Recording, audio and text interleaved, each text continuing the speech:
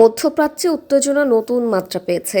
ইরানের বিরুদ্ধে আবারও সামরিক ব্যবস্থা নেওয়ার হুঁশিয়ারি দিয়েছেন ইসরায়েলের প্রতিরক্ষা মন্ত্রী ইসরায়েল কাটজ। বৃহস্পতিবার ৩০ এপ্রিল এক সামরিক অনুষ্ঠানে দেওয়া বক্তব্যে তিনি বলেন, ভবিষ্যতে ইরান যেন ইসরায়েলের জন্য কোনো হুমকি হয়ে দাঁড়াতে না পারে সে লক্ষ্যেই প্রয়োজনীয় পদক্ষেপ নিতে প্রস্তুত রয়েছে তেল আবিব। বক্তৃতায় যুক্তরাষ্ট্রের সঙ্গে সমন্বয়ের বিষয়টিও গুরুত্ব সহকারে তুলে ধরেন তিনি।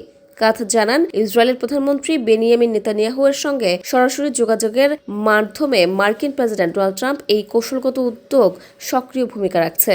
তার ভাষায়, ইরানকে এমন অবস্থায় নিয়ে যাওয়া হচ্ছে যাতে তারা ভবিষ্যতে ইসরায়েল, যুক্তরাষ্ট্র এবং তাদের মিত্রদের জন্য কোনো নিরাপত্তা ঝুঁকি তৈরি করতে না পারে। তিনি আরও বলেন, এই লক্ষ্য অর্জনে যুক্তরাষ্ট্রের প্রচেষ্টাকে পূর্ণ সমর্থন দিচ্ছে ইসরায়েল এবং প্রয়োজনীয় সব ধরনের সহযোগিতা অব্যাহত রয়েছে। একই সঙ্গে পরিস্থিতি বিবেচনায় খুব শিগগিরই ইরানের বিরুদ্ধে সরাসরি সামরিক পদক্ষেপ নেওয়ার সম্ভাবনার কথাও ইঙ্গিত করেন তিনি। বিশ্লেষকদের মতে, ইসরায়েল ও যুক্তরাষ্ট্রের এই সমন্বিত অবস্থান ইরানের ওপর কৌশলগত চাপ বাড়ানোর অংশ। এতে একদিকে কূটনৈতিক বার্তা দেওয়া হচ্ছে, অন্যদিকে সম্ভাব্য সামরিক পদক্ষেপের প্রস্তুতির ইঙ্গিত স্পষ্ট। বর্তমান প্রেক্ষাপটে মধ্যপ্রাচ্য জুড়ে নিরাপত্তা পরিস্থিতি ক্রমেই জটিল হয়ে উঠছে। পাল্টাপাল্টি হামলার আশঙ্কা এবং আঞ্চলিক সংঘাত ছড়িয়ে পড়ার ঝুঁকি নিয়ে আন্তর্জাতিক মহলে উদ্বেগ বাড়ছে।